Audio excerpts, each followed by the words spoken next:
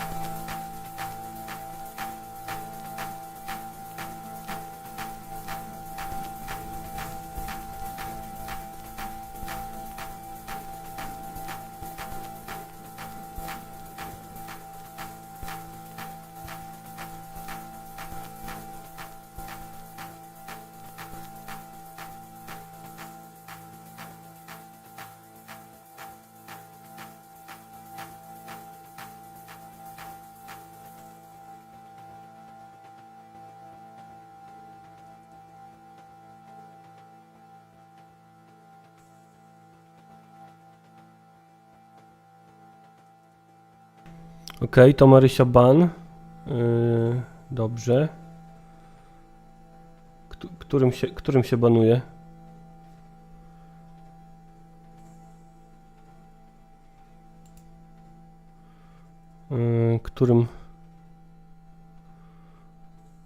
Którym się banuje? Dzień dobry, witam serdecznie. Poniedziałkowiczów, poniedziałkowiczki i osoby niewyspane. Szczególnie witam Marcina Gajdę, który napisał na czacie, że kończy urlop, więc dla niego właśnie skończył urlop i dla niego ten poniedziałek jest wyjątkowo poniedziałkowy. Towarzyszu, trzymajcie się. Dzień dobry, witam rozpięty rozporek, którego wpisy faktycznie chyba nie pokazują się na czacie, na transmisji. Być może dlatego, że ma w nazwie rozporek. Nie wiem, może. Siema też Joanna Alabaster, siema Kyta Baniarz, siema Łukasz, siema Why Please Why, siema Radosław Langner, siema Jakub Sowa, siema Jakub Podpora, Marcin Gajda, siema jeszcze raz i jeszcze raz proszę się tam trzymać, siema Arturo D, siema Marysia, siema Marek Błaszko, siema Kudłaty, siema Devan Kevan, siema Patryk Oczadły, siema Sebastian, siema Anarki Dusza, niech będzie pochwalony szatan Chytrus, siema Emmet, siema Sebastian, siema Subarzak, siema Dźwiedziu, który podpowiada tutaj, że warto zacząć streama od dania lajka. Polecam. Dobrze wyjść w tydzień. Polecam serdecznie. Siema Melvin 161, siema Grzegorz Burtan, siema Zaksoja, siema Toc, który pisze do nas z przyszłości, bo ma 16. Siema Fox and Rails, siema Nomad Staff, siema Skoriusz, siema Miłosz Kazero, siema Gonzito.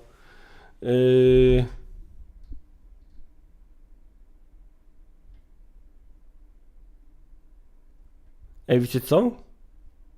Na moim czacie podglądowym chyba przestały się wyświetlać wiadomości, a może już są. Nie wiem, coś mi się ale to nie moja wina jak coś. Gonzito, jak tam samopoczucie? Jak na poniedziałek, to powiem ci, że akceptowalnie. Aczkolwiek muszę wam powiedzieć, że się zdenerwowałem bardzo. Bardzo się wkurwiłem. Siema Fruktozaur. Bardzo się zdenerwowałem wczoraj wieczorem przed samym spaniem, no nie? Kładę się spać, zaglądam ostatnim rzutem oka na media społecznościowe typu Instagram. Ej, właśnie, może zrobimy sobie storieska, co? W ramach autopromocji. Muszę coś zacząć, kurwa, robić z autopromocją instagramową, słuchajcie. Czuję, że to może pomóc kanałowi. Kurwa, tak, może, tak. Zdenerwowałem się bardzo. Nie przygląda się social mediów przed snem, mówi Łukasz. To prawda, po przebudzeniu też nie. W ogóle powinno się jak najmniej przeglądać social media, ale no cóż, jesteśmy tam, jesteśmy wszyscy w tym pierdolniku. Zdenerwowałem się wczoraj, rozpięty rozporek widział Kosa w sobotę. No ja wczoraj zauważyłem, że okazało się, że w moim małym kinie, w moim małym mieście będzie jeszcze parę seansów Kosa. Wczoraj, dzisiaj, jutro i ja se pójdę na to w końcu. I będą też, ale to dopiero w przyszłym miesiącu, biedne rzeczy, istoty. Słuchajcie, zdenerwowałem się wczoraj, ponieważ zajrzałem na ten Instagram. Nie, inaczej, zacznę inaczej.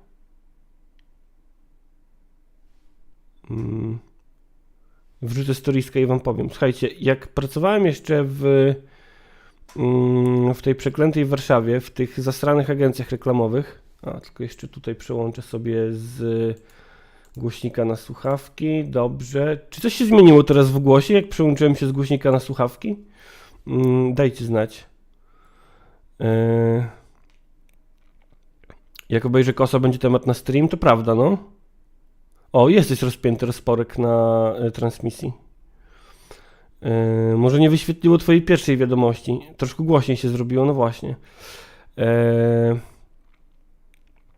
Jesteś rozpięty rozporek na transmisji. I słuchajcie, jak pracowałem w tej przeklętej agencji reklamowej, nie, nadal nie słychać. Jak nie słychać? Słychać mnie, no nie? Słychać mnie? Słychać. Jeszcze jak, dobrze. To były dwa tematy, które miałem z tyłu głowy i które poruszałem z innymi osobami i które nigdy nie były brane na poważnie. No, muszę przyznać, że ja sam nie traktowałem ich do końca poważnie. Sam traktowałem je pół żartem. Siema, Maciek Folta. I jednym z tych tematów było to, żeby może założyć związek zawodowy. No ale to już wiecie, że związek zawodowy w reklamie, no jak? W reklamie? Pojebało? Dobre, śmieszne, zabawne.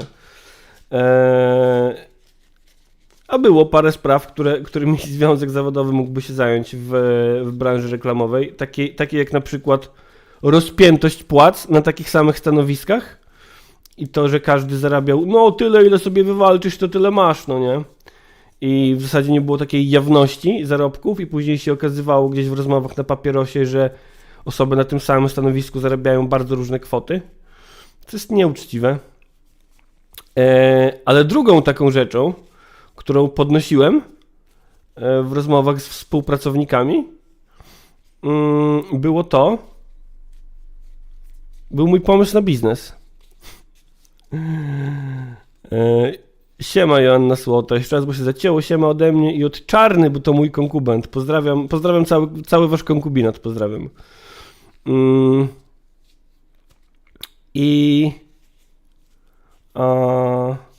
Słuchajcie, bycie osobą nieprzedsiębiorczą jest przejebane, bo masz pomysł na biznes i go nie realizujesz, tak jak ja. No i mój pomysł na biznes, siema Marcin, był taki, słuchajcie, kurwa, był zajebisty. Yoga, no nie? Ale ze szczeniaczkami. Siema Lady Devita. Yoga, ale ze szczeniaczkami. Papi yoga, no nie? Uprawiasz jogę w otoczeniu, kurwa, szczeniaczków. I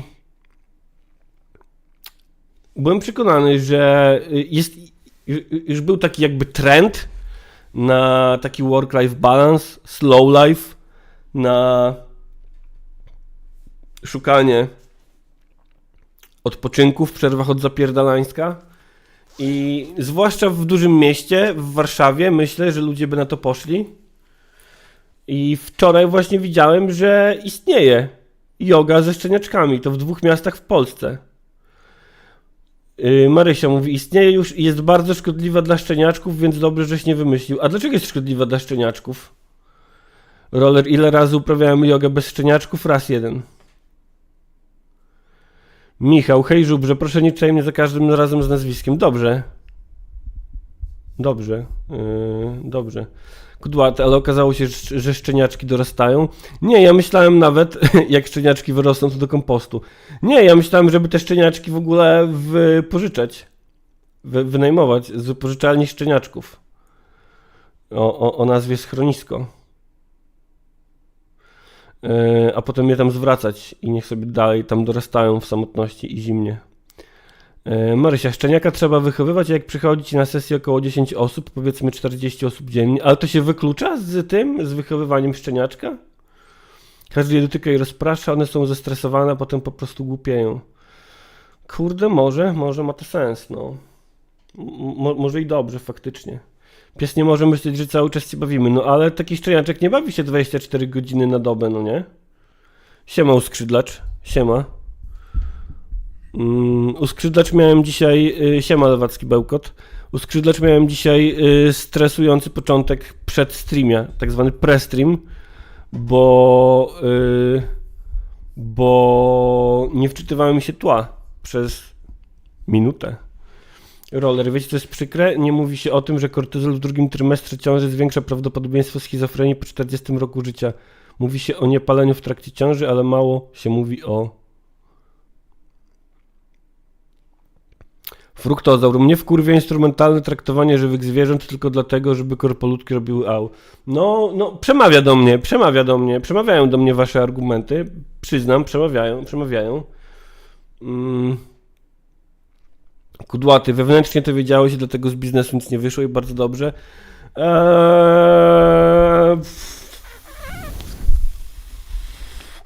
Możemy tak założyć, no nie? Że to moja moralna postawa wewnętrzna sprawiła, że nie założyłem tego biznesu, a nie mój brak przedsiębiorczości. Marysia, no ale pomyśl, że jak jest otwarte, na przykład od 10 do 17, to jest 7 godzin stałej zabawy, tak się nie wychowuje pieseczka. No może tak, znaczy pewnie tak. A gdyby wymieniać szczeniaczki, fruktozaur, Marysia głosem zdrowego rozsądku. Marysia zawsze jest głosem zdrowego rozsądku. Nie zawsze, dobra, nie zawsze. Często. Czasem. Krzysztof Wójczak, Wojtek ma kręgosłup moralny wilkołaka. To dobrze? Toc. Ogólnie te wszystkie kocie, psie, papugowe, sowe kawiarnie to straszna chujoza. Kocie kawiarnie też? Poza tym, że była ta słynna kocie kawiarnia bodajże w Warszawie, gdzie były bardzo złe warunki zatrudnienia nie kotów, ludzi.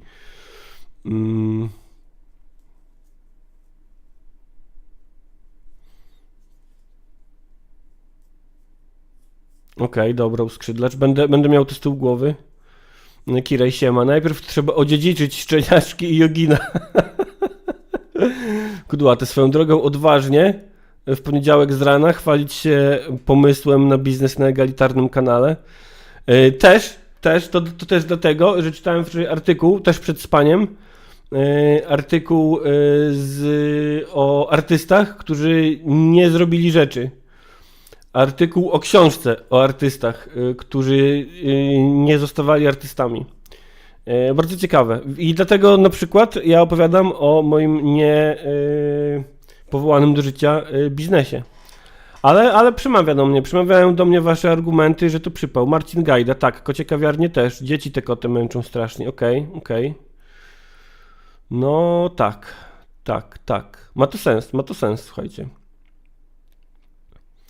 Anarki dusza, Anakonda Cafe. Właśnie, kawiarnia, ale z wężami. Że se łażą węże po kawiarni, no nie? Że se łażą węże po kawiarni. Anakondy. Jadowite, dusiciele, anakondy, no. Albo kawiarnia z aligatorami. To znaczy, że nie zawsze jestem głosem rozsądku? Proszę rozwinąć, musi Marysia. Marysia, przed chwilą pozdrawiałaś kanał lekkostronniczy na tym czacie. Chciałbym przypomnieć, zauważyć. To tyle w temacie. Tyle w temacie.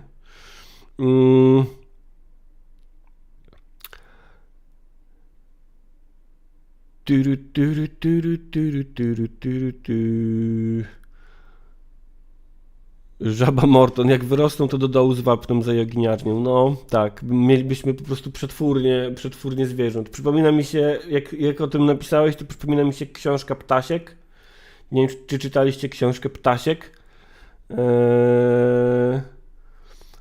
W książce Ptasiek jest taki motyw, że główny bohater razem ze swoim kolegą w pewnym momencie pracują jako hycle i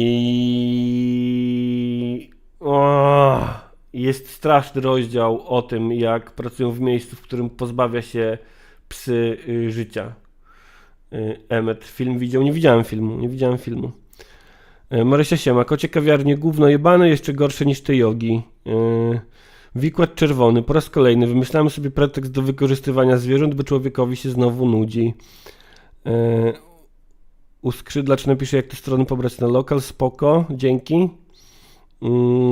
Szczeniaczki można wymieniać, ale każdy by i tak na tym oszczędzał, pisze rozpięty rozporek. To prawda, to prawda. Nawet jakby można było wymieniać szczeniaczki i robić to jakkolwiek rozsądnie, albo bardziej rozsądnie, żeby minimalizować ogłupianie i męczenie szczeniaczków, to i tak bardzo szybko zostałoby to zoptymalizowane. Oczywiście nie u mnie. Ja za bardzo kocham pieski.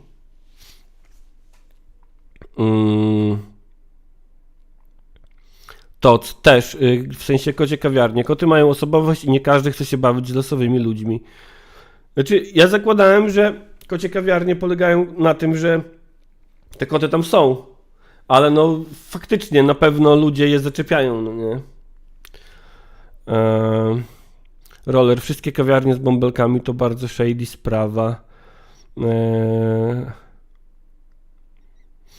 Lewacki bełkot, ja mam kręgosłup moralny mrówkojada, czyli jem, co jestem w stanie zjeść ze swoją wielkością. Michał Zieliński, jak minął weekend?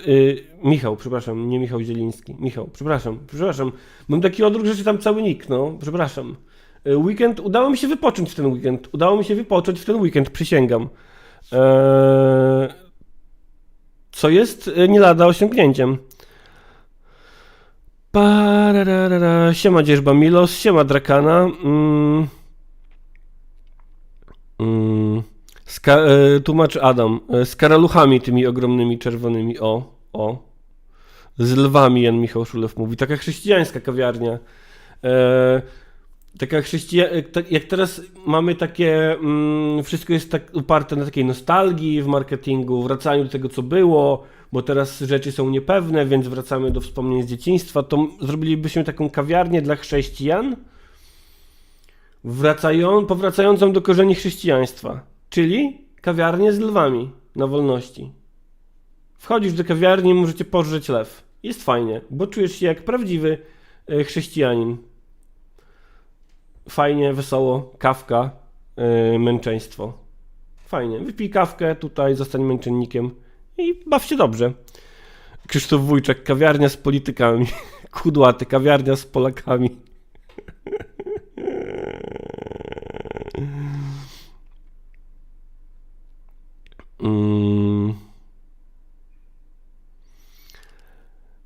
Jan Michał Szulew, kawiarnia z dzikami dla myśliwych. Marysia Siema, co złego w tym, że mam poczucie humoru? Nic, Maria, nic.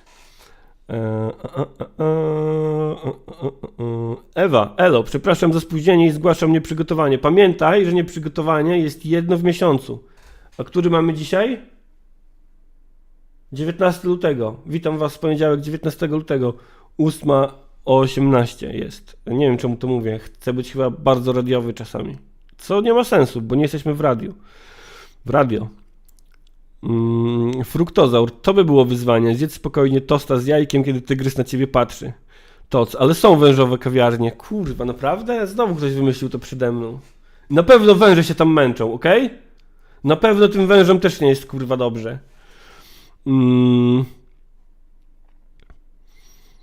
Żaba Morton. Dół z wapnem na resztki klientów pogryzionych przez węże. Czy tam lwy. Za ekstra pieniążki można sobie obejrzeć.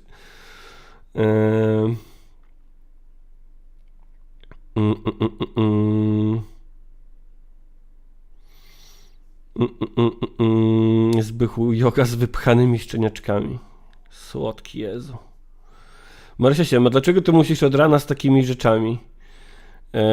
Zaraz będzie weselej, bo mam dla was piosenkę o miłości i stosunku płciowym.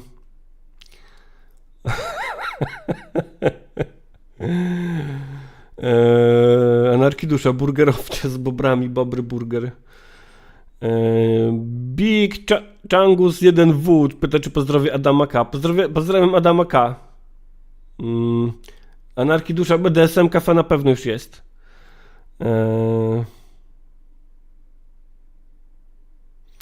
Lewacki bełkot, ja nie wiem, czy ja chcę znać twoje podejście do piesków po tym, co piszesz na czacie, jeśli mam być szczery.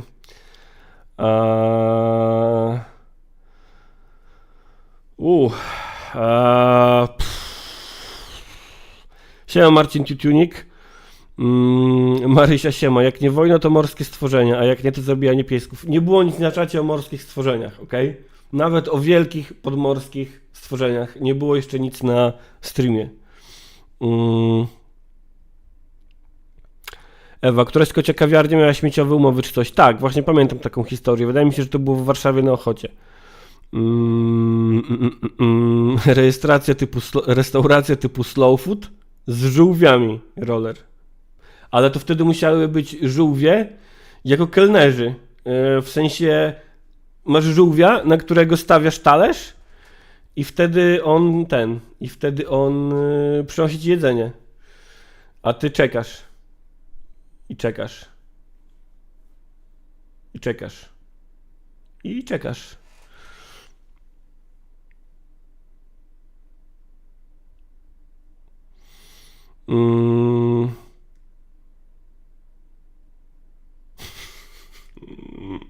Twarzkie, co robi była posłanka Lewicy i Trzeciej Drogi na koniec tygodnia?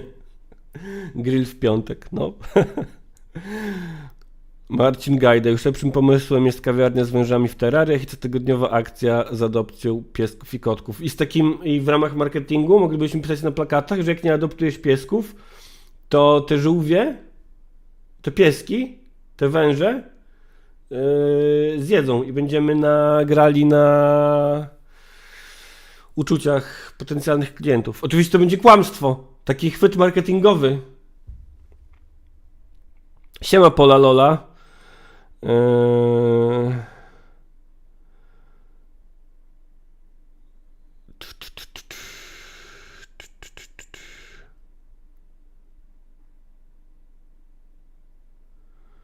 Siema myśleć głębiej, witam serdecznie, wypoczęty ranny żubrze, to znaczy to ja jestem tym wypoczętym rannym żubrem.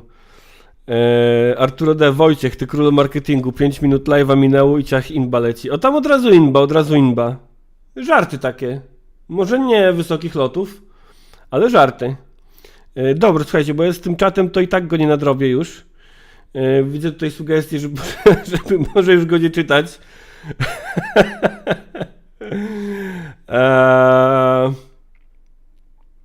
Słuchajcie, aczkolwiek, siema dziwny pies, widziałem tutaj coś o Trzeciej Drodze i o Żulczyku, a to jest ciekawe.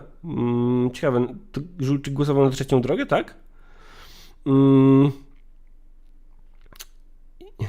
Marcin Gajda w imieniu żółwi pytam, jaka stawka godzinowa. Prowizja od przyniesionych dań. Chyba że żółwie założą związek zawodowy, ale też może im trochę zająć.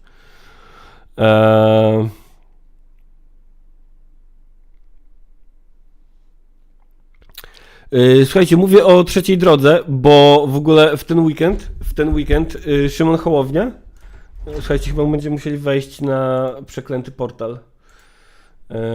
Szymon Hołownia, słuchajcie, miał wiecie co mi Szymon Hołownia?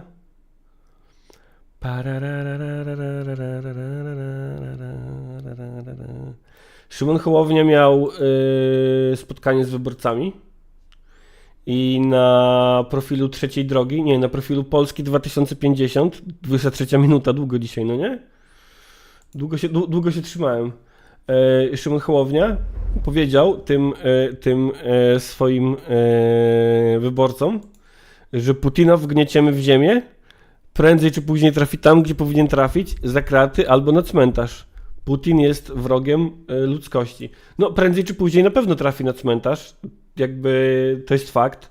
Nie da się z tym handlować jakby. Ale generalnie zapowiedzi Szymona Hołowni o tym, że Putina wgnieciemy w ziemię, w sensie my, czyli kto? Czyli czy Szymon Hołownia w tym momencie rusza na Moskwę, jak nie przymierzając Napoleon? No pasował do tego munduru Napoleona z tą taką postawą napoleońską.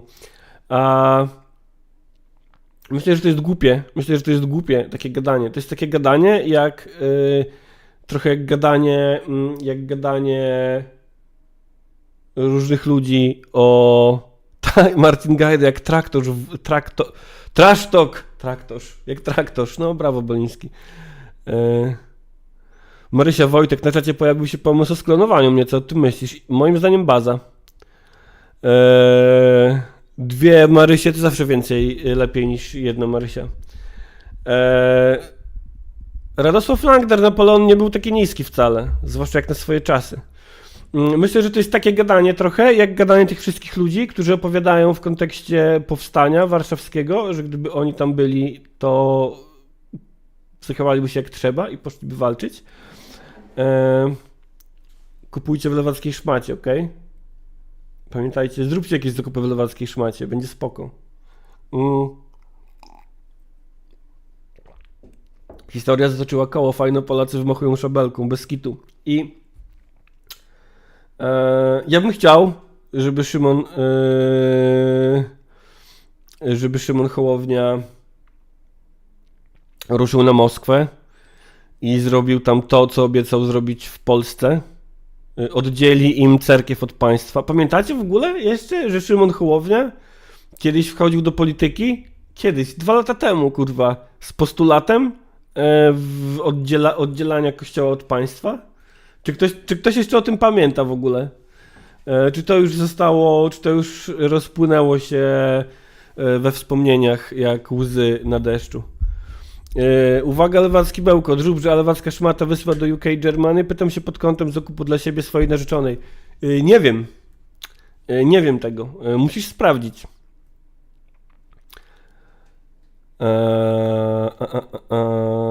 No właśnie, kurczę, tak czuję, że to już mogło przepaść w pomroce dziejów, że nowoczesny, fajny Szymon Hołownia miał nam Kościół od państwa oddzielać. Mam o tym odcinek sprzed dobrych 2 lat na kanale, albo miałem, bo możliwe, że już go tam nie ma. Jarek, oczywiście Szymon Hołownia pójdzie do woja, jak będzie trzeba, prawda? Prawda? Tak jak posłanka Żukowska. Zwolenniczka militaryzacji. Myślę, że Szymon Hołownia to jest po prostu człowiek, który odkrył w sobie w pewnym momencie taki faktor X. Taki, no drama lama donosi, że lewacka szmata wysyła za granicę, tylko trzeba mailowo uzgodnić wysyłkę. Odkrył w sobie Szymon Hołownia taki faktor X, taki gen polityka, taki coś w sobie, taki coś, co ten coś jest niezbędny do bycia politykiem. Do bycia politykiem niezbędna jest zdolność do mówienia rzeczy, które być może akurat warto powiedzieć. To, czy ktoś dobrze potrafi identyfikować to, co warto powiedzieć, a co nie, to już inna kwestia. Ale że taka zdolność do mówienia rzeczy, które być może warto powiedzieć, a które nie muszą mieć żadnego pokrycia w rzeczywistości. Bo myślę, że większość ludzi, tak myślę, może się mylę, ma coś takiego, że Marcin Gajda, trzymamy kciuki. 8:28, Marcin Gajda wchodzi do biura. Znaczy nie wiem czy do biura, do pracy. Marcin.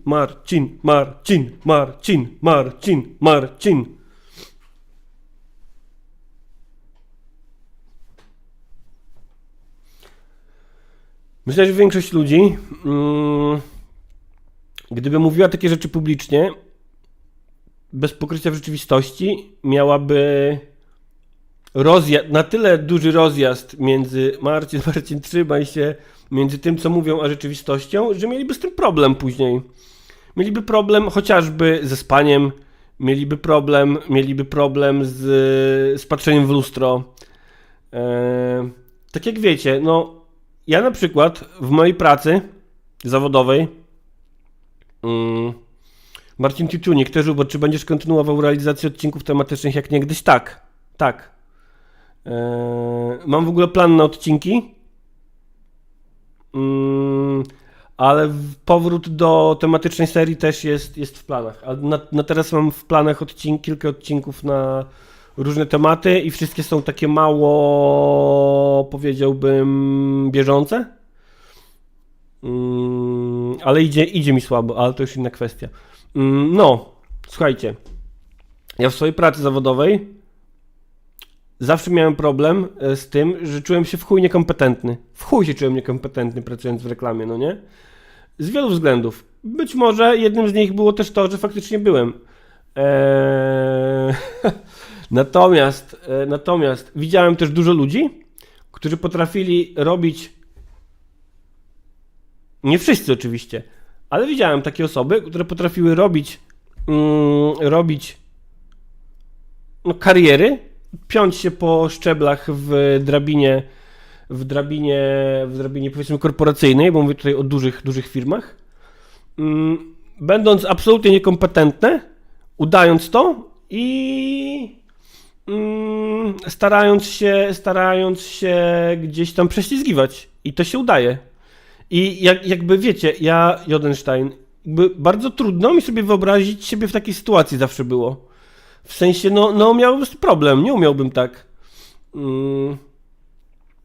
Roller, pewność siebie, kompetencje. No właśnie. Ale myślę właśnie też, że te osoby bardziej ode mnie nadawałyby się do polityki, no nie?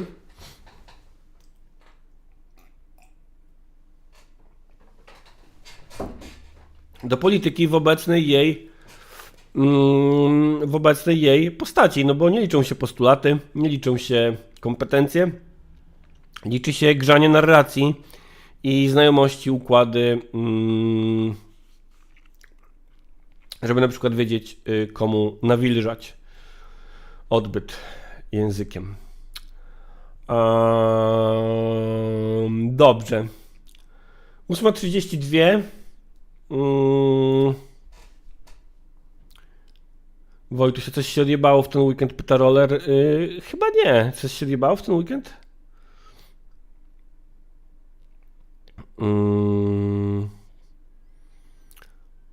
Zbychu, co? Nie słuchałem. I nagle zacząłem i co? I nawilżanie odbytu językiem.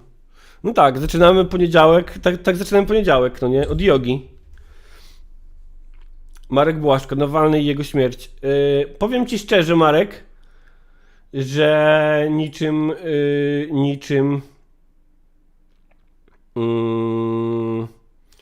niczym Jerzy Urban mam to w dupie. W sensie nie rusza mnie śmierć Nawalnego w ogóle, no nie? Może przez to, jaki był i kim był, jakie miał poglądy, ale też nie chcę mówić o tym, jakie miał poglądy i kim był, bo to jest wpisywanie się w jakąś taką proputinowską narrację. Więc no okej, no zmarł. Faktycznie opozycjonista zmarł w więzieniu. Jakby faktem jest to, że no już nie ma nikogo w Rosji takiego, kto nawet w więzieniu, kto byłby jakkolwiek opozycyjny do Putina. Nie ma go w takiej przestrzeni publicznej, osoby w Rosji, więc no to jakby no tak, no stało się to, no. Wywiad Szczygła z Jerzym Szczurem, mówi Marcin Józefko. O, to jest dobre. Dobrze, Marcin, że mówisz, zaraz sobie o tym powiemy, tylko łyknę wody. Albo lepiej zrobimy. Puszczę piosenkę, a potem sobie opowiemy o wywiadzie Szczygła z Jerzym Szczurem. Czas na piosenkę. Uwaga, bo możecie znieść to ciężko. Trwa 3 minuty. Ja jej nie znałem wcześniej. Nazywa się Bambosze. Jest to piosenka zespołu Gratis i podesłał mi ją na Twitterze Mateusz Trzeciak. Dziękuję ci, Mateusz Trzeciak, i myślę, że wszystkie osoby widzowskie też będą ci bardzo wdzięczne. Jest to piosenka o uczuciu, a także o stosunku płciowym. I śpiewa ją chłop, co wygląda jak ja. Markow 90 pyta, co myślę o Łukaszu Sakowskim. Myślę, że być może za jakiś czas wypowiem się trochę o Łukaszu Sakowskim w innej formie. Roller, dałem lajka na Twitterze, ale go cofałem.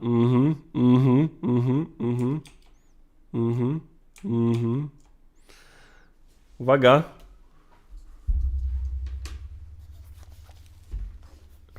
A Kudłaty mówi, że piękna jest ta piosenka. Czekajcie, czy mam tutaj na słuchawkach? Mam na słuchawkach.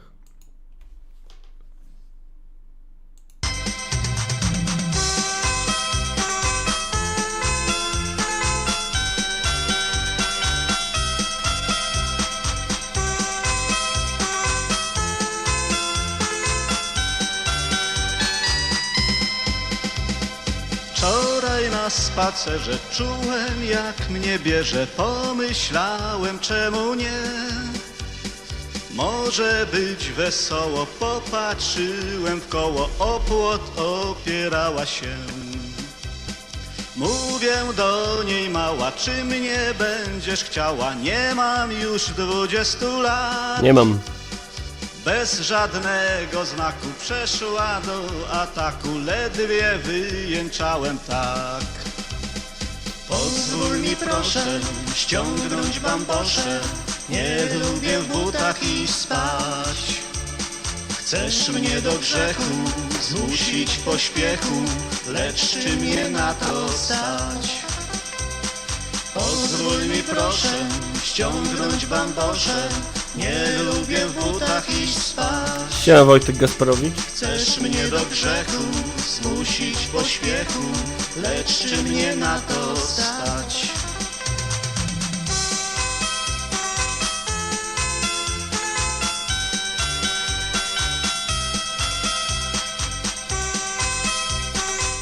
Nie wiem co jest dalej. Więc trigger warning. Co się wydarzy, to nie moja wina.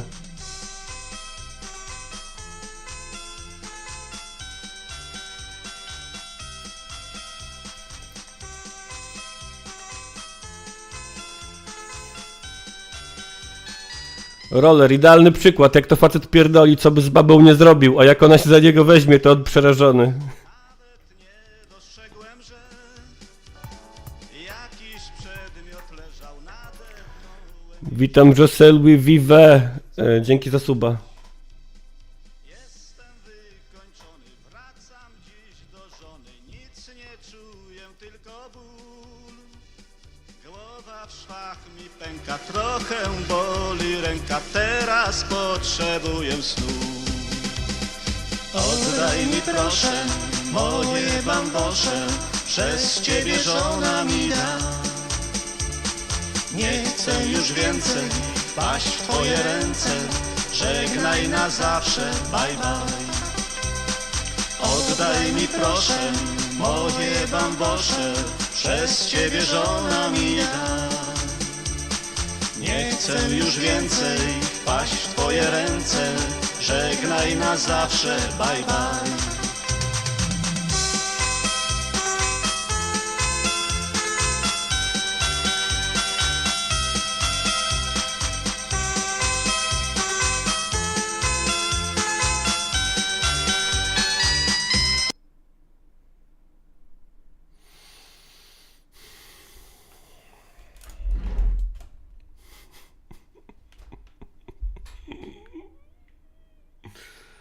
O Jezu, Marek Błaszko, ale Blast from the Past mi zrobiłeś, przypominając wykonawcę nazywającego się Stan Tutaj. O Jezu. Nie podpuszczaj mnie. No jest piękno w tej piosence. Jest piękno w tej piosence, na pewno.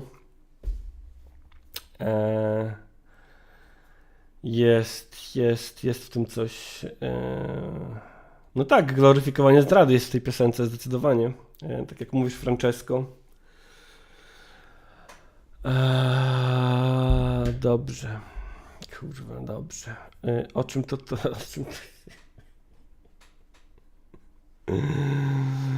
O czym to mieliśmy teraz? Punk Rock Polska. Cześć wszystkim. Sorki za spóźnienie. Był już dziś brutal. Nie było. Nie było. Był... jak to się nazywało? Był, proszę ciebie... Zespół Gratis.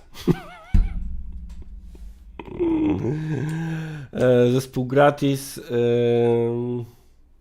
Marysia, dobrze, nie będę puszczał. Będę śpiewał. Oddaj mi proszę moje bambose. A co z dżinglami, pyta Roller?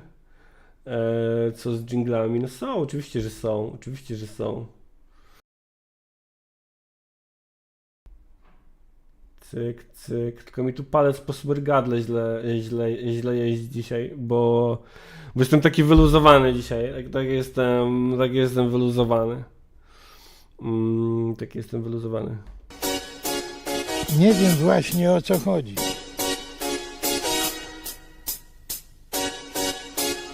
Nie wiem właśnie o co chodzi. Nie, Marek Błaszko, herbatki z cukrem bez cytrynki nie ma. Jest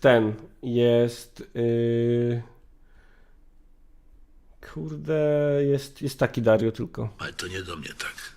Do mnie nie. Ale to jak Marysia będzie fikać na czacie znowu. Mieliśmy mówić o... roller techno jest rozgrzebane. Jest rozgrzebane techno. Jest rozgrzebane. Zacząłem, ale nie skończyłem jeszcze. Nie skończyłem jeszcze. Ale będzie. W międzyczasie, słuchajcie też, zrobiłem, kto obserwuje mnie na przeklętym portalu Twitter, kto obserwuje mnie na tylko trochę mniej przeklętym portalu Instagram lub obserwuje gilotynę na dosyć przeklętym portalu Facebook,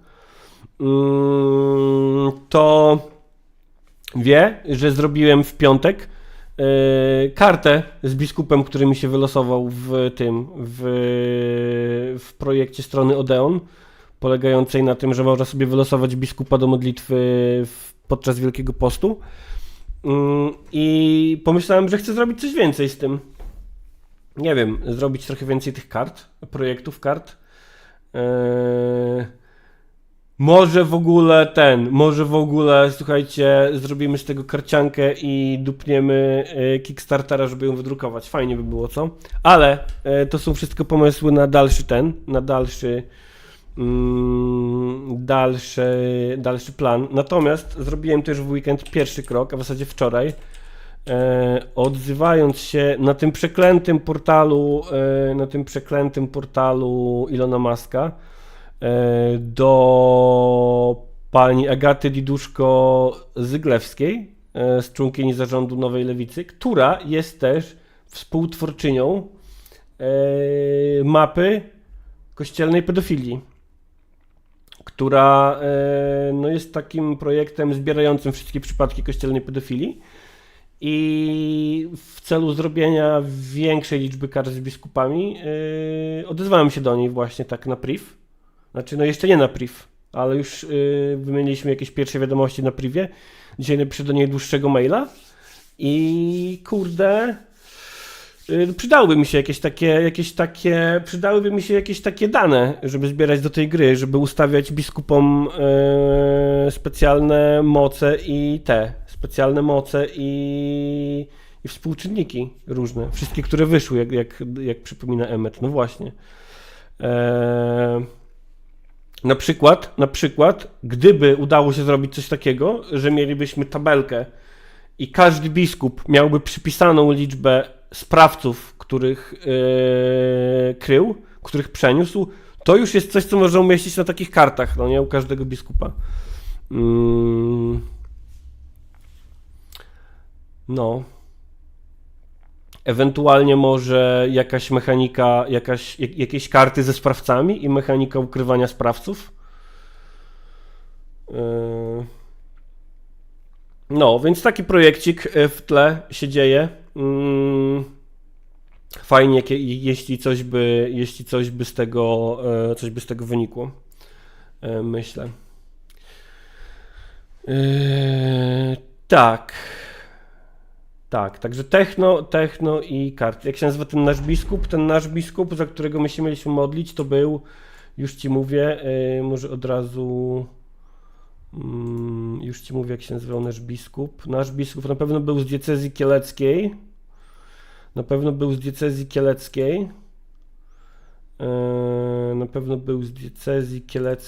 Nazywa się Jan Piotrowski i ma ukrytego jednego pedofila na koncie. Czy to jest ok wobec ofiar? Myślę, że no tutaj nie mówimy o konkretnych ofiarach. Myślę, że tutaj tak naprawdę pokazujemy skalę procederu, no nie? Myślę, że to jest, to jest dla mnie trochę taki projekt, nawet jeśli to nie będzie działająca gra, to nie musi być działająca gra. Sam fakt wypuszczenia kart, nawet jeśli skończy się zrobieniem wyłącznie kart w postaci wirtualnej i mock-upów tych kart, jakichś takich wizualizacji, no to dla mnie już będzie to coś ok. Nie wiem, czy to powinna być faktycznie działająca gra. Jest to dla mnie trochę projekt właśnie, tak jak kiedyś mówiliśmy sobie tutaj na streamie w stylu łączenia jakiegoś ciężkiego tematu z jakąś quasi-rozrywkową formą. Trochę na kształt tego obozu koncentracyjnego Libery, no nie? Gdzie chłop zrobił ten obóz koncentracyjny z klocków Lego. Devan Kevan, ukrywający biskupy są jeszcze ok, póki nie robisz kart ze sprawcami, wtedy to satyryczna gamifikacja czyjegoś cierpienia. No tak. Więc ja nie wiem, czy to powinna być gra, a jeśli to powinna faktycznie być działająca gra, to też nie wiem w jakiej formie. Myślę, że tutaj ta granica jest płynna i uda się jej nie przekroczyć, no nie? Tak sobie o tym myślę. Marysia siema, jest nowość na YouTubie, podobnie jak na Twitchu można wykupić dla kogoś membershipa. Dla kogoś? Marysia, czy ty jesteś z Podlasia?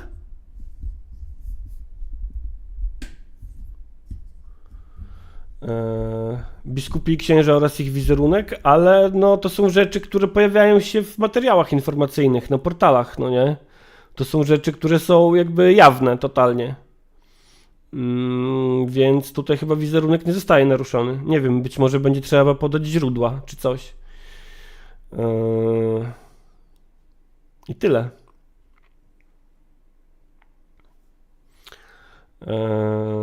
No, generalnie myślę, że wizerunek biskupów i księży mam w pompie, ale też biskupi i księża chyba są osobami publicznymi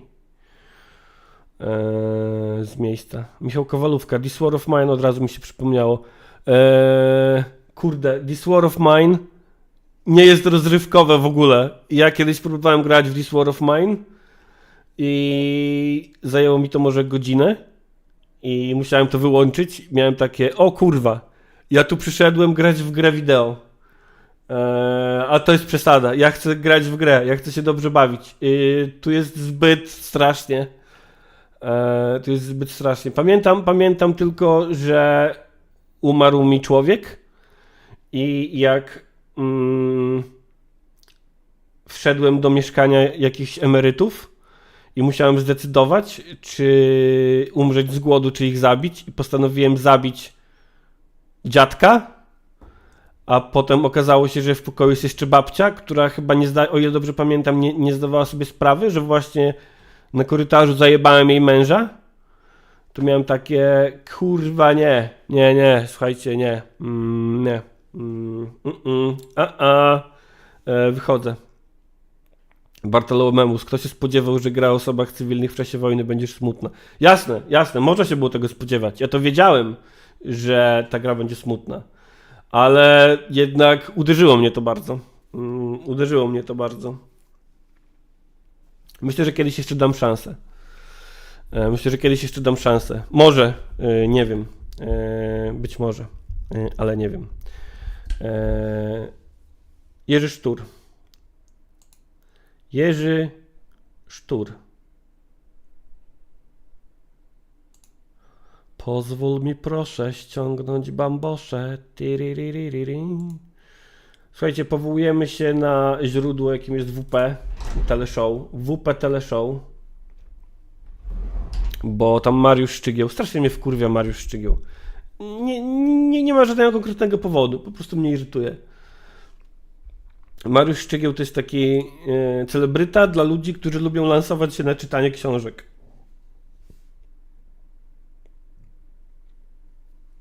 Taki jest jego obraz w mojej głowie.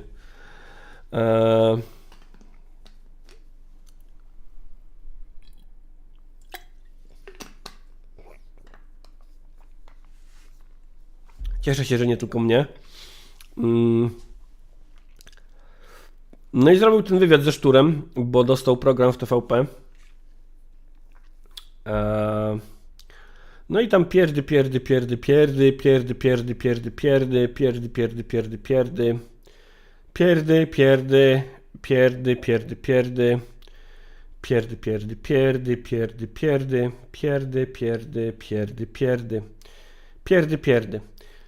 I pamiętamy, że Jerzy Sztur prowadzi auto po pijaku. Jerzy Sztur prowadzi auto po pijaku i przypomnijmy sobie, co jest bardzo istotne w tym, że oprócz tego, że prowadzi auto po pijaku, potrącił motocyklistę, publicznie twierdził, że nic się nie stało, robił z siebie przy okazji więźnia politycznego, ściganego przez Zbigniewa Ziobro.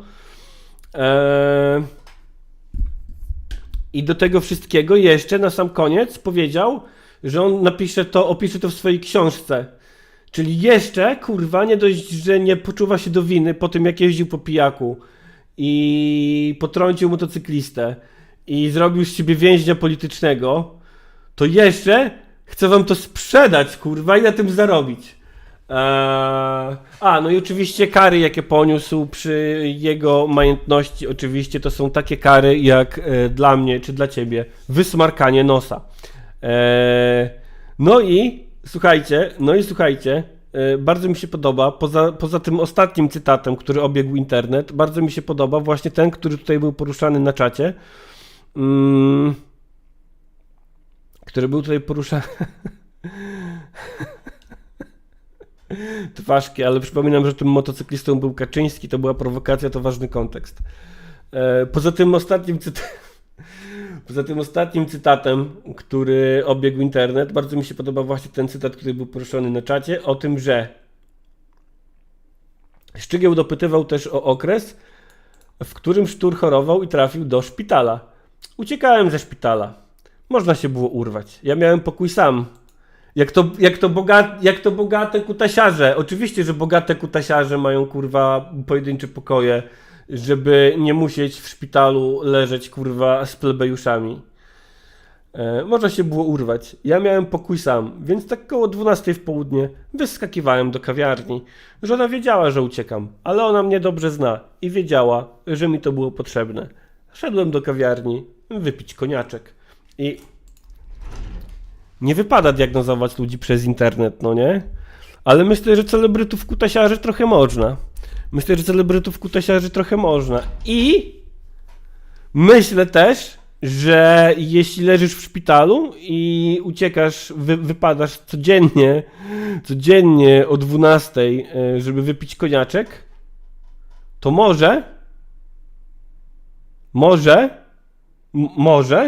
nie wiem, ale może warto sprawdzić, czy aby nie masz problemu alkoholowego, mordo. Zwłaszcza jeśli jesteś człowiekiem, który jechał po pijaku, potrącił motocyklistę i twierdził, że no Jezu, tam nic się nie stało. Ważkie, to jesteś koneserem. No właśnie, to jest kolejny przykład i to jest bardzo Marysia, nie wiem, o co ci chodzi. Myślę, że tak, że to jest taki przykład kolejny rzeczy, które wyglądają źle i nazywamy je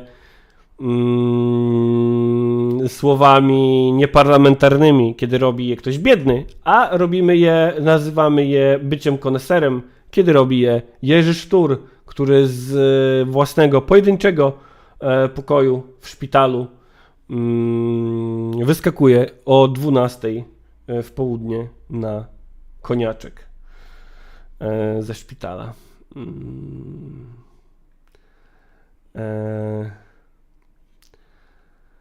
Myślę, że gdyby to był twój wujek dowolny, ten, wiesz, który wujek, ten, co właśnie ostatnio w szpitalu leżał i ma problemy z alkoholem, to byłby nazywany przez tych samych ludzi, którzy nieironicznie nazwą teraz Jerzego Sztura koneserem, nazwaliby go jebanym Alkusem. Nie powinni go tak nazywać, ale tak by go nazywali. Jerzego Sztura nikt nie nazwie jebanym Alkusem. Jerzy Sztur będzie nazywany koneserem, który tutaj musiał wyskoczyć sobie na koniaczek. No to do kawiarni wypić koniaczek, prawda. No i ta końcówka też ją przytoczę z kronikarskiego obowiązku. Pod koniec rozmowy aktor przekazał, że nie może doczekać się wydania swojej książki zatytułowanej Pamiętnik. Miał się w niej otworzyć przed czytelnikami. Puentą całej rozmowy było zdanie wypowiedziane przez Szczygła. Nie wolno prowadzić samochodu po alkoholu. Poprosił swojego gościa, aby je powtórzył. Sztur to zrobił, ale dodał dziwne, bo we Włoszech można. Aha, no to świetnie, że we Włoszech można. Jakby świetnie, no brawo.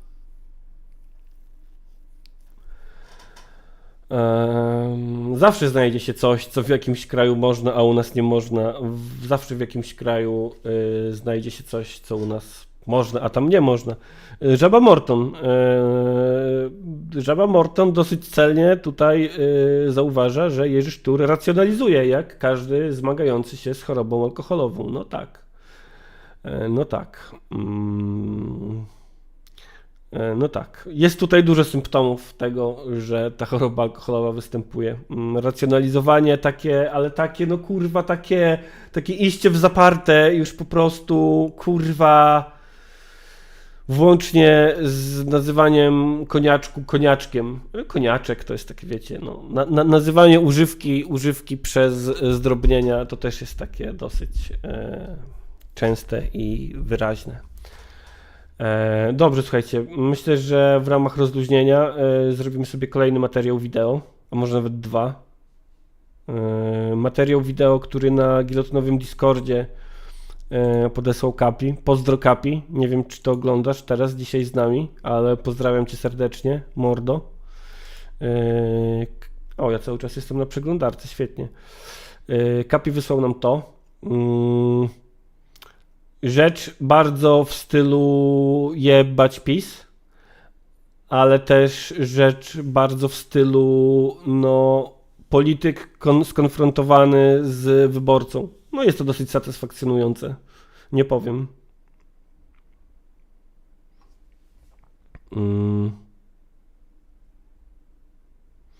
Przemysław Czerwiński, czy on sugeruje, że jeździł po pijaku we Włoszech? No nie wiem, może gdyby Mariusz Szczygieł był kurwa dziennikarzem, to by dopytał.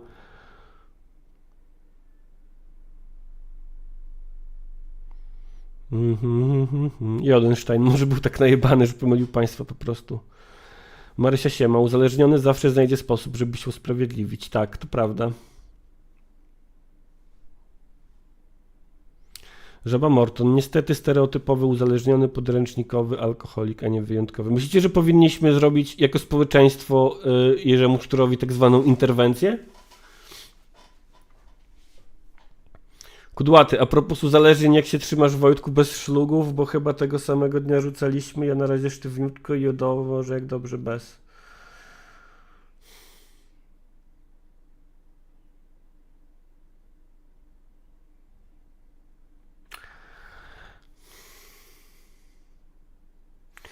Materiał wideo obejrzymy sobie.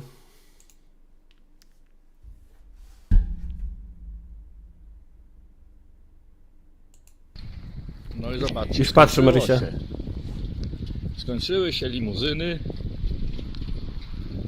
Panie Macierewicz, jak to jest z tym wrakiem? Jak to jest z tym wrakiem? A proszę mi powiedzieć, czy pana to naprawdę interesuje? Bardzo mnie to interesuje. Czy pan chce tylko Bardzo mnie to interesuje. awanturować? Nie, bardzo mnie to interesuje. Jak to jest? No jak? 8 lat i nadal nie wyjaśniliście. Czego nie wyjaśniliśmy? Pana mecenas zajmował się Czego nie wyjaśniliśmy? że pana nie wyjaśniliście, kto wsadził bombę. Wyjaśniliśmy. Myli się pan. Jeżeli pan by chciał naprawdę wiedzieć, to niech pan przeczyta raport po prostu. Dobrze? Ja czytałem raport. Przepraszam pana najmocniej, niech pan sobie nie robi żartów. Niech pan nie uważa, że wszyscy są tacy ignoranci jak pan, że No to ludzie nie trudno. czytają. No to trudno, jestem ignorantem, pan ma rację. Dobrze, jest pan pozwoli. I to sobie wytnę i to zamieszczę. Proszę bardzo. Zrobię taką manipulację, jaką wyście robili w telewizji przez 8 lat. Ależ bardzo. Skończyły się limuzyny, co? Ochroniarze, pokończyło się. Chodź.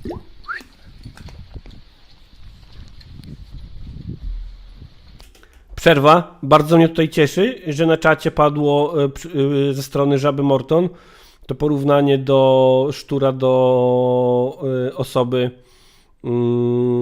zaczynającej dzień od małpki pod sklepem, no bo to się niczym nie różni, no nie? W zasadzie, moim zdaniem. Różni się w odbiorze społecznym oczywiście tylko. I to źle, że się różni. Proszę bardzo. Dalsze łamanie prawa. Droga pożarowa. Samochód pana Antoniego Macierewicza stoi. Zgłaszam do Straży Miejskiej. Film nagrany w sobotę. Dzisiaj jest 17 lutego, godzina. No nie widzę w tej chwili, bo jest kamera włączona, ale dochodzi godzina 9. Prawdopodobnie za 29 jest. Proszę bardzo. Macierewicz ma w dupie prawo. A i chciałbym wyjaśnić tym, którzy przeżywają, że mój pies tam moknie podczas tego, jak Macierewicza zagaduje, więc chciałem powiedzieć, że nasza koczulka też ma ugruntowane poglądy polityczne. Co ten pies wam zrobił? Co ten pies wam zrobił? Roller donosi tutaj, że to jest nękanie. No może, ale ja nie mam z tym problemu, no nie? Jakby wiesz, nie mam z tym problemu, że ktoś robi politykom rzeczy, których nie powinno robić się ludziom. Oni robią nam wszystkim rzeczy, których nie powinno robić się ludziom. I o ile kurwa nie wiem, co im zrobił tutaj pies, ja nie jestem fanem takiej, pomijając już biednego psa, ja nie jestem fanem w ogóle tej takiej estetyki i narracji pod tytułem jebać PiS i nie znoszę tej piosenki Cypisa, kurwa, nie znoszę tej piosenki Cypisa. Polaroid zakręczowałem się na śmierć, żegnajcie. Ale do pewnego momentu jest to satysfakcjonujące jednak, jak polityk PiS jest skonfrontowany z wyborcą w sytuacji niespodziewanej. I nawet jeśli jest to nękane, to nie mam z tym problemu, no spoko, jakby okej.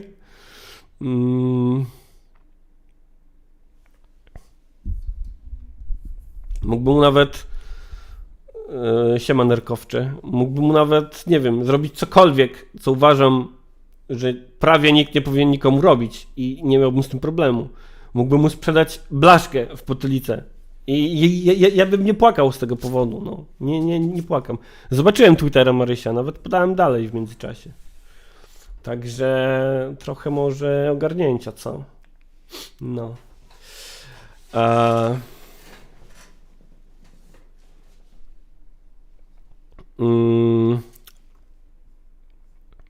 Natomiast tak, 8 gwiazdek i jebać PiS to nie jest moja bajka, delikatnie mówiąc. To nie jest moja bajka, delikatnie mówiąc. I o ile jeszcze to jebać PiS w pewnym momencie zdawało się takim hasłem, które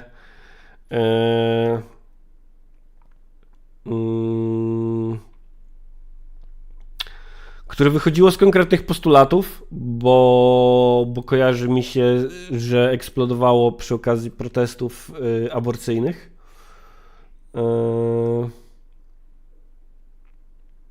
To zdecydowanie później stało się już absolutnie puste i stało się takim symbolem właśnie takiej polityki bezpostulatowej, no nie? takiej, takiego, tego, że musimy odsunąć PiS od władzy i tyle. Jodenstein, 8 gwiazdek jako mem w sumie było spoko, ale ludzie zaczęli to przyjmować jako styl życia i element tożsamości i to już smutne. No tak, i przede wszystkim to spowodowało, że konkretne postulaty zostały zakrzyczane przez to hasło, no nie? Więc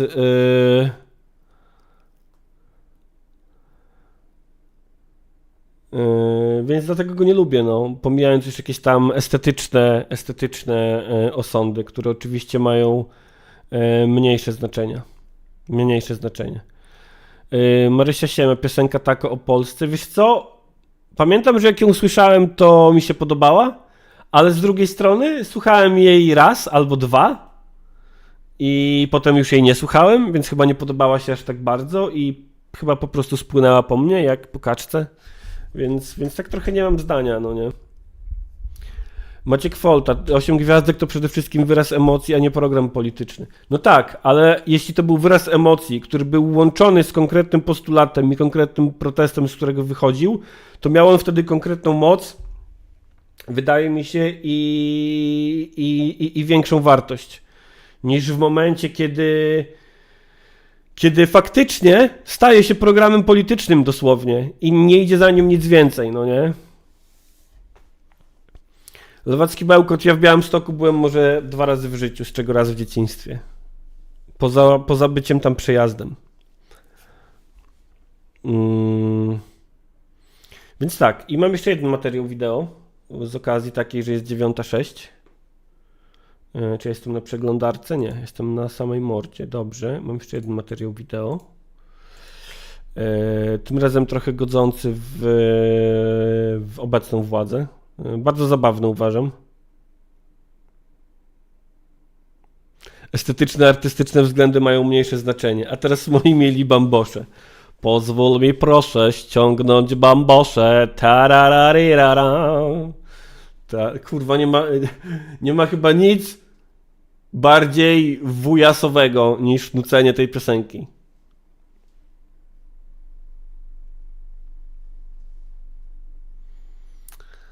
Pozwól mi proszę ściągnąć bambosze. Tarararirara.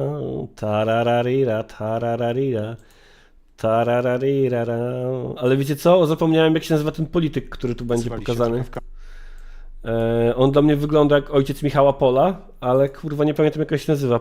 Przypomnijcie mi. Czy nie za dużo naobiecywaliście trochę w kampanii, że zbyt szybko zrealizujecie pewne postulaty? Bo cały czas jest wypominane, że Platforma Obywatelska, Koalicja Obywatelska ma tych 100 postulatów, 100 konkretów na 100 dni. Ludzie liczą, patrzą, no i 100 na pewno nie będzie. Mamy tam któryś 60, zbliżamy się chyba do 60 dnia, no i jeszcze... No i przez to nikt nie rozlicza liberałów z postulatów, mówi Arturo D., bo przez tę jasełkę wszyscy już zapomnieli, o co w protestach chodziło. Wiesz, no ja nawet, no już w kampanii wyborczej nie było aborcji tak naprawdę, no nie? W kampanii wyborczej udało się aborcję zepchnąć na 2., 3., 8. plan. A, miałem coś pokazywać, właśnie. No, dzień dobry, kurwa, Boliński. Dzięki, Marysia, dziękuję za przypomnienie. Brakuje sporo. Czy to nie było tak, że po prostu zbyt pochopnie ludziom mówiliście, że my załatwimy i to, i benzynę po 5,19 i różnego rodzaju kwoty wolne od podatku? Panie redaktorze, nigdy w życiu bym Jak on się nazywa? Pomyślał, że 100 tak gigantycznych często, bo nie wszystkie są tego kalibru, rzeczy ktoś odbierze, że nie będą realizowane w ciągu kadencji, czyli 4 lat, tylko w ciągu kilkunastu tygodni. To jest ten z tego sitcomu starego. Seinfeld. Absolutnie niemożliwe i my tego nie deklarowaliśmy. Przypomnę, nie chciałbym... Panie senatorze, 100 konkretów na 100 dni, takie było hasło. Nie chciałbym przypominać ja wiem. deklaracji rządu Prawa i Sprawiedliwości. To już jest nieważne. Dziesiątek deklaracji, które przez 8 nie tygodni, nie przez 8 miesięcy, tylko przez 8 lat nie Bo zrealizowali. myślę, że nikt nie miałby pretensji, gdybyście powiedzieli 100 konkretów na 4 lata kadencji, ale to było wprost powiedziane, 100 konkretów na 100 dni. No i teraz ludzie liczą te dni i patrzą, czekają, kiedy będzie to, a kiedy będzie to. No na Panie pewno pan się redaktorze, spotyka z wyborcami. Nie 100 pytają pana o to? 100 Bo nie wierzę, konkretów. że jestem pierwszym, który o tym panu przypomina. Chce pan, żebym panu powiedział, że nikt nie powiedział, że to jest 100 konkretów na 100 po sobie następujących dni? No chyba nie, no przecież nie na 3 miesiące, mówmy rozumiem. inaczej. Nie, no w tym sensie, że nie 100 konkretów na 3 miesiące, bo 3 miesiące no to powiedzmy mniej więcej 100 dni, tylko na 100 kadencję. pierwszych dni napisaliście. Ja byłem także współtwórcą jednego z programów Jednego z konkretów. poprzednich naszych rządowych. Nigdy by nam do głowy nie przyszło, że my tworzymy program na jakieś 100 dni. Ale to nie przyszło Na też wam do głowy, że na ludzie jak usłyszą 100 na dni, to całe- będą rozumieli 100 No dni? nie, no na całą kadencję.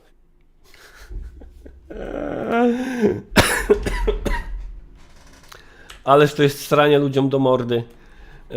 Inna kwestia, że bardzo wielu wyborców Platformy chce, żeby im strano do mordy i kiedy Donald Tusk podnosił jakieś postulaty w kampanii bądź w prekampanii, no to ci wszyscy silno razamowi uczestnicy społeczności internet mówili, że no on tylko tak mówi, bo musi tak mówić, bo to jest taka zagrywka wyborcza, żeby zagnać PiS do narożnika. Czyli tak, czyli wy chcecie, żeby polityk, na którego głosujecie, kłamał. Brawo, gratuluję. Przez takich ludzi nie mamy, kurwa, ładnych rzeczy. A to, że Adam Szejnfeld próbuje tutaj nieumiejętnie strać ludziom do ryja, to jest inna kwestia. Bardzo zabawna, ale inna. Przypominam, że już w tych 100 konkretach były rzeczy kompletnie oderwane od rzeczywistości. No moim ulubionym ze 100 konkretów jest postawienie Andrzeja Dudy przed Trybunał Stanu.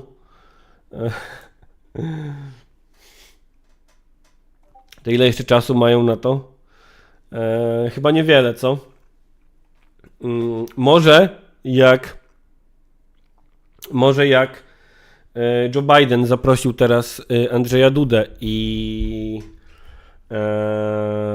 Donalda Tuska do siebie naraz, jednocześnie, to może wtedy Donald Tusk powinien tak z takim workiem zaczaić się na Andrzeja Dudę i go chycnąć w samolocie i postawić przed Trybunałem Stanu.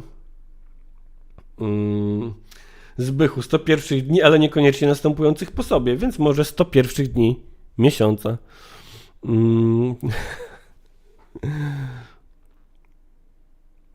Także tak. O, Paweł Sieczkowski, siema Paweł.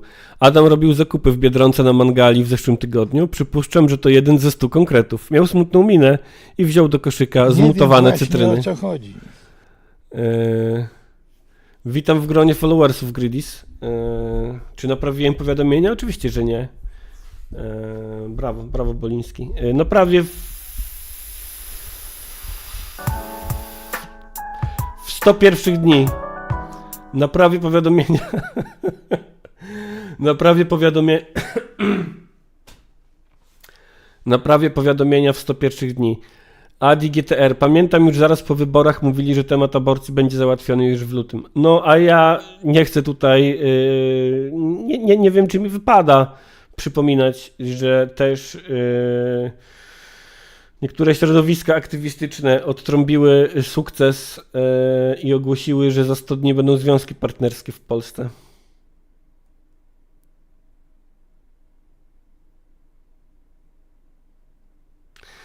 Lukix, moglibyśmy powiedzieć, że jeśli mielibyśmy 100% głosów, to spełnimy 100 postulatów w 100 dni. No tak, 100 razy 100 razy 100. To ma sens, to wtedy tak.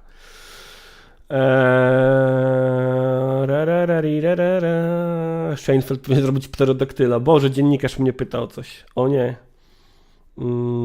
Kochani, pamiętajcie o łapkach w górę. Czy ja miałem jeszcze jakieś wideo na dzisiaj, które chciałem puścić? Chyba nie. Chyba z wideów to wszystko.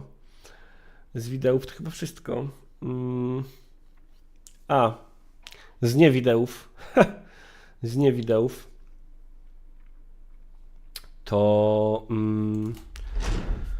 tutaj tak, tutaj zrobimy tak, tutaj to sobie znajdę tak, gdzie to jest,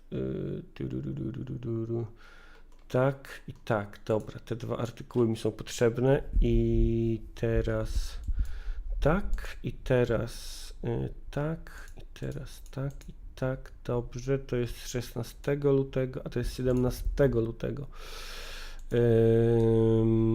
Słuchajcie, zaraz przeczytamy dwa artykuły. Ja ich nie czytałem w całości, są krótkie, bo to są takie newsy z rusy, więc przeczytam je wspólnie z wami. Słuchajcie. Jan Michał Szulow, ej, ten czat blokuje linki chyba. Tak, blokuje.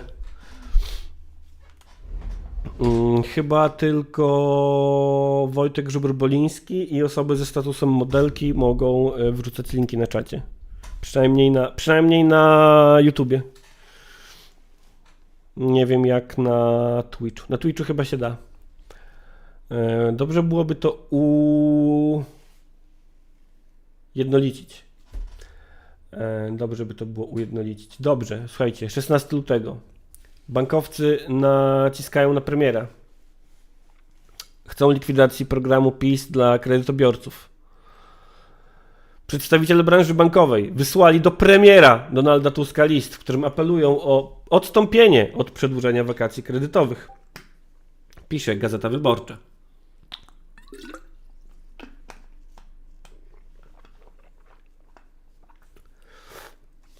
Chodzi o sztandarowy program PiS dla kredytobiorców. Bankowcy złożyli też deklarację szefowi rządu. Rząd Donalda Tuska planuje przedłużyć wakacje kredytowe na 2024 rok. Chce jednak ograniczyć grupę osób, która będzie mogła zawiesić spłatę raty w ramach programu. Bankowcy nie są zadowoleni. W tym tygodniu przedstawiciele sektora bankowego napisali w tej sprawie list do premiera, który cytuje Gazeta Wyborcza. Pod pismem podpisali się prezes Związku Banków Polskich, prezesem banku, jednocześnie przewodniczący Rady Związku Banków Polskich. Zaproponowane rozwiązania, nawet przy założeniu wprowadzenia ograniczeń dostępowych, oceniamy jako wysoce szkodliwe dla moralności płatniczej Polaków. I tak już mocno nadwyrężonej latami rządów poprzez uprawianie polityki masowego rozdawnictwa kosztem określonych branż gospodarki i kluczowych podatników.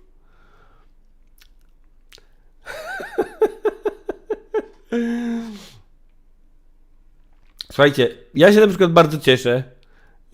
bardzo cieszę, że już nie tylko Episkopat Polski dba o moralność Polaków, ale także sektor bankowy.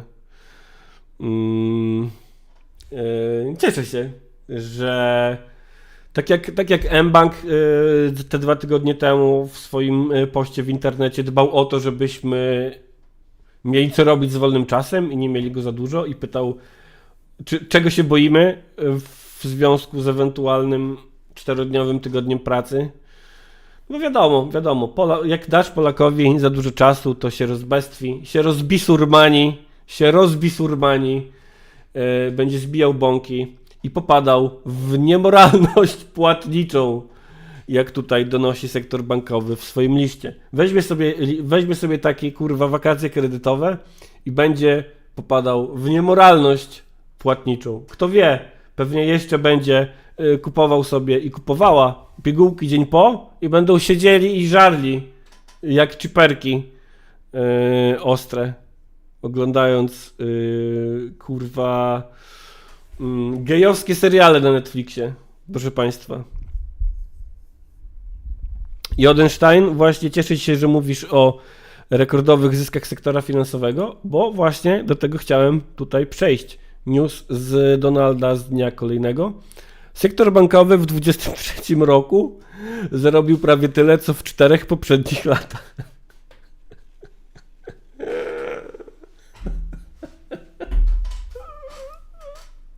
Słuchajcie, i ta sytuacja będzie tylko się pogarszała, jeśli polska polityka będzie historią o tym, że trzeba jebać PiS. Ja naprawdę, jakaś część mnie liczy na to, że po wyborach uda się trochę bardziej skupiać na postulatach i na konkretach w debacie publicznej, ale czy się uda? Wątpię, czy jakoś bardzo. Bankowy Fundusz Gwarancyjny przekazał, że zysk netto sektora bankowego w okresie styczeń-luty 2023 wyniósł 27,3 miliarda złotych. To najlepszy wynik w historii i co ciekawe niewiele niższy niż zysk osiągnięty w 4 poprzednich latach razem wziętych. Zwykle w dobrym roku sektor na czysto zarabiał po około 13-16. Dla porównania taki wynik w 2023 roku sektor osiągnął już w pierwszym półroczu. Warto nadmienić, że rekordowe wyniki miały miejsce przy niekorzystnych dla banków wakacjach kredytowych oraz konieczności zawiązywania rezerw na frankowe ryzyko prawne. Świetne wyniki są jednak efektem rekordowo wysokich stóp procentowych. Bla, bla, bla, bla, bla, bla, pierdy. Eksperci spodziewają się, że rok 2024 również będzie rekordowo dobry dla banków, ponieważ stopy procentowe prawdopodobnie utrzymają się na obecnie wysokim poziomie, a wakacje kredytowe będą okrojone. Słuchajcie, kochani, ja, jak wiecie, nie przypadam za używaniem czynności seksualnych jako wulgaryzmów, obelg, etc., ale tak jak mówi Odenstein, no chuj nam w dupę, no. Chuj nam w dupę. Oraz jesteśmy ruchani bez mydła, bez lubrykantu, bez oleju kokosowego, bez czegokolwiek, bez margaryny.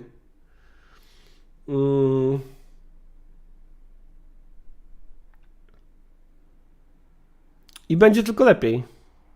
Będzie tylko lepiej. ADI, GTR, dwie najbardziej gnębione grupy społeczne w Polsce, bankierzy i deweloperzy. No tak, i katolicy. Przemysław, dobra, już by się rozmarzyłem. Twarzkie, Żubrze, poproś widzów o podpisy pod listami komitetów w wyborach samorządowych. To jest zbierane teraz. No dobra, zrobię kiedyś zrobię to kiedyś w takiej bardziej zorganizowanej formie. Ok? Przez pierwsze 100 dni. Olej kokosowy, tak. Olej kokosowy to jest coś, co jest niezbędne w każdym domu. Bo olej kokosowy to jest najbardziej wielozadaniowy tłuszcz, jaki można mieć.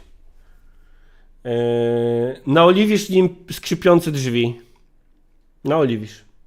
Czy krzesło. Naoliwisz. Bez problemu. Usmażysz na nim jajecznicę.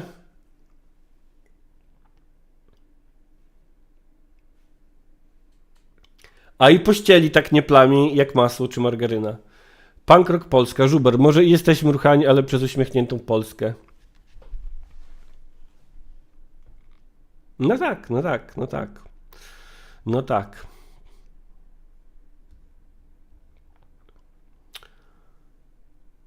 O, Jodenstein też poleca, widzę, na skrzypiące kółko u chomika. Proszę bardzo, olej kokosowy. Proszę bardzo. Co robiłem w pościeli z olejem kokosowym? Oliwiłem skrzypiące kółko u chomika. Naoliwiałem. Na...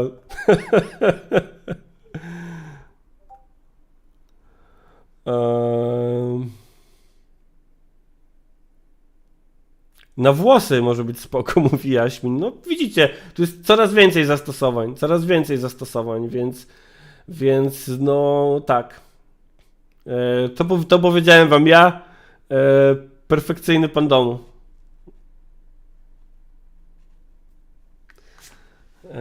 Naleśniki zrobisz na tym. A na oleju kokosowym też smaży się o tyle zajebiście, że on ma bardzo wysoką temperaturę spalania, więc bardzo trudno jest na oleju kokosowym przypalić cokolwiek.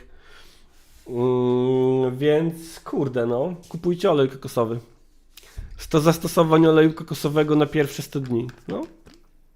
Napiszę kiedyś poradnik, napiszę kiedyś e-booka. Słuchajcie, wydam kiedyś własnego e-booka. Olej kokosowy, 100 zastosowań oleju kokosowego. Proszę, Ewa doda... A nie, Ewa mówi, że lniany do olejowania blatu i mycia twarzy. No ale widzisz, no, lniany...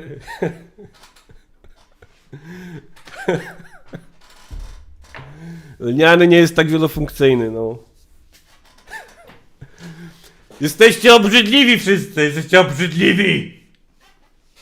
A ja najbardziej.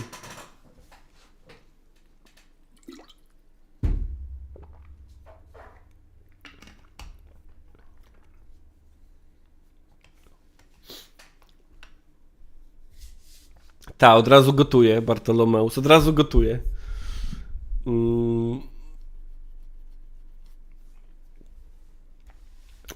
Dobrze, słuchajcie, 9:25 udało nam się dojść do 100 zastosowań oleju kokosowego. Myślę, że puścimy sobie piosenkę i będziemy kończyć powoli. Kurde, którą z piosenek, które nie demonetyzują streamów, można by puścić? Pozwól mi proszę ściągnąć bambosze, tarararirara. Tarararira, tarararira, tarararirara.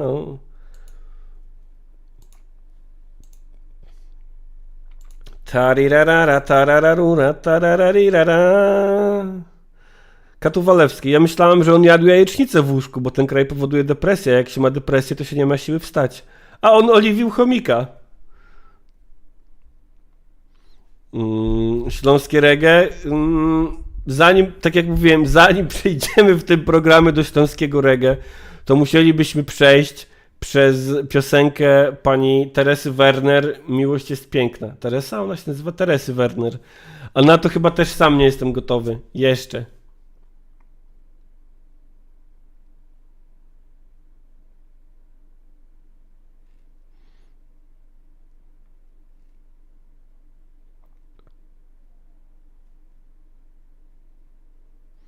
Ale Jakub Plech, ale jakiś przepis łączący koniaczek z olejem kokosowym dla koneserów też musi być w tym e-booku.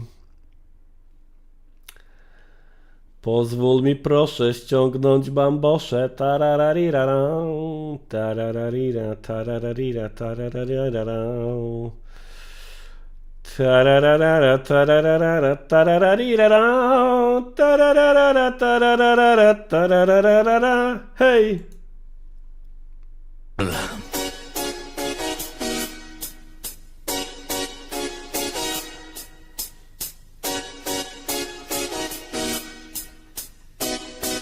Ej, żółtego szalika nadal nie widziałem, muszę go obejrzeć w końcu.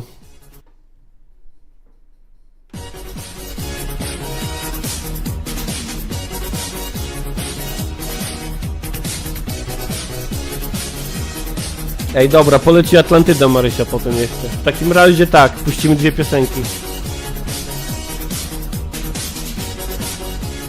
Marek Błaszko, nie wiem o kim piszesz w ogóle.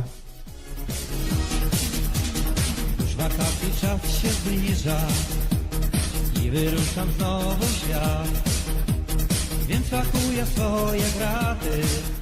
Jodenstein, dżingiel Sex Missy ze szturem mówiącym, w tym mogą być promile, by się przydał? No może. Zmieniłem kilka aut, jednak coś mnie zatrzymało. Może serce, może żart. Mały domek nad jeziorem, a na plaży właśnie ty. Pierwszy raz się zakochałem, tak wspaniałe było mi. Wakacyjna ta przygoda, Mogę. tak zaczęła właśnie. Poleci z teledyskiem. Jak w strumieniu bystra woda, tryska miłość w sercu mym. Wakacyjna ta przygoda, tak zaczęła właśnie się. Jak w strumieniu bystra woda, tryska miłość w sercu mym. Długie noce i spacery, czułe słowa, piękne dni, wielkie plany i marzenia nagle prysły w sercu twym. Wakacyjna ta przygoda, tak skończyła właśnie się. Jak w strumieniu bystra woda, odpłynęła z prądem cię. Nie wiem właśnie o co chodzi. Wakacyjna ta przygoda, tak skończyła właśnie się. Nie wiem właśnie o co chodzi. Jak w strumieniu bystra woda, odpłynęła z prądem cię. Nie wiem właśnie o co chodzi.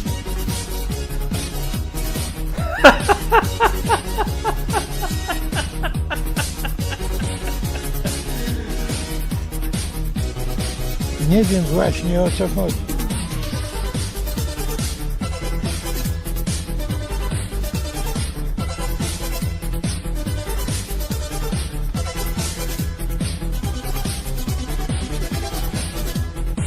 Tam głośno drzwi zamknięte, usiłuję jeszcze wejść.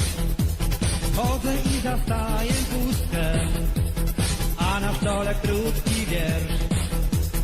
Wakacyjna ta przygoda tak skończyła właśnie się, jak w strumieniu bystra Siema, Kod Boiler.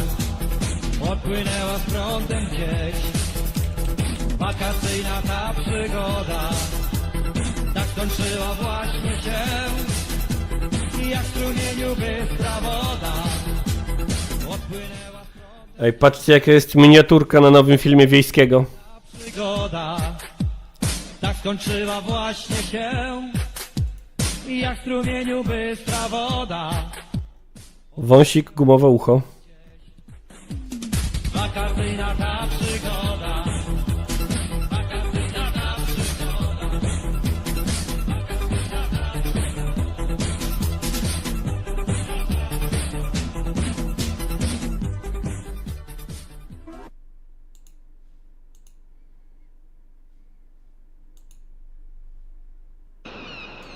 To nie ten teledysk.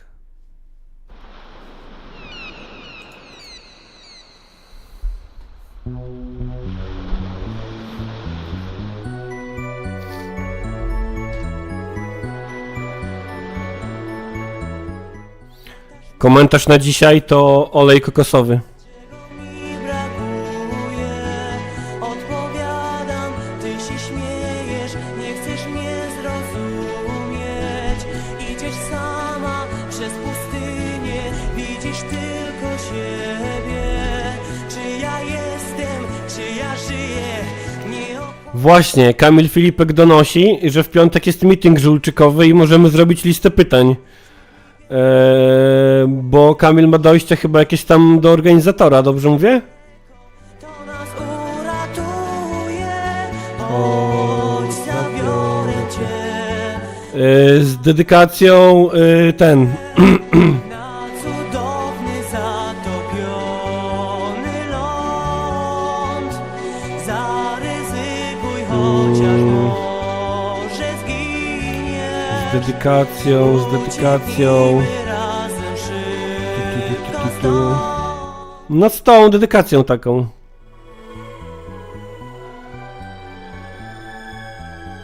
Nie brakuje mi talentu, szczęścia Dla twojego dostawcy, Marysia. mi pieniędzy, tylko zrozumienia. To są wpływy tamtych ludzi, to wśród nich żyjemy. To dla siebie. Kamil, a jak wymyślimy listę pytań do Żulczyka, to czy ten meeting będzie nagrany albo coś? Będzie można go zobaczyć? Na cudowny, zatopiony ląd. Katu Walewskie nie smakuje kokosem. Może zginie. Kompresor miałem nałożyć, faktycznie. Ucieknijmy razem szybko stąd. Chodź, zabiorę cię na Atlantydę. Popatrz trzeźwo, jaki jest ten świat. To człowieka jest cywilizacja, w której dla nas ciągle miejsca brak. Chodź, zabiorę cię na Atlantydę, na cudownie tajemniczy ląd. Bądź odważna tutaj i tak zginiesz. Ucieknijmy razem szybko stąd.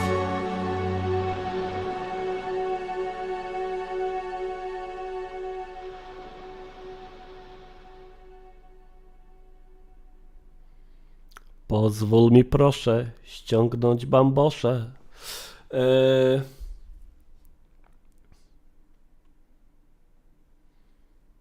Tak, pamiętajcie o komentarzu. Komentarz na dzisiaj to olej kokosowy. Pamiętajcie o tym, żeby zostawić łapkę w górę na YouTubie, żeby na Twitchu zostawić to, co da się zostawić na Twitchu. Marysia, jeszcze polubisz, jak ci bambosze wpełzną w ucho i nie będziesz mogła pozbyć się tego refrenu.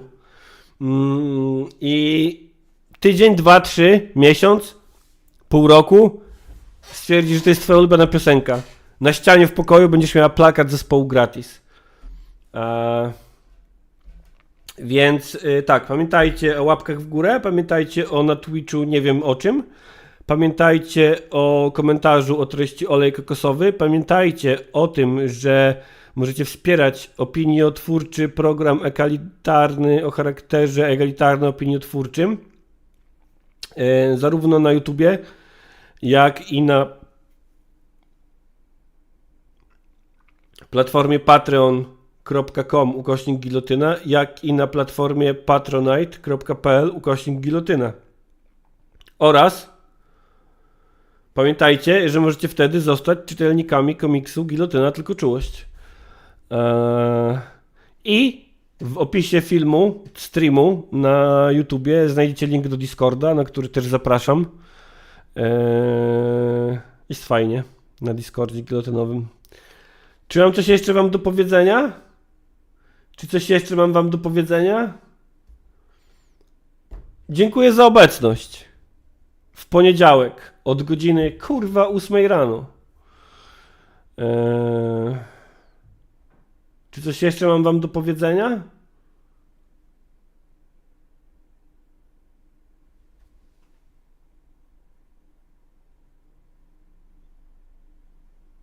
Ja pierdolę. W Polsce jak w lesie, kurwa. Nie, w Polsce jak w chlebie obsranym gównem, kurwa.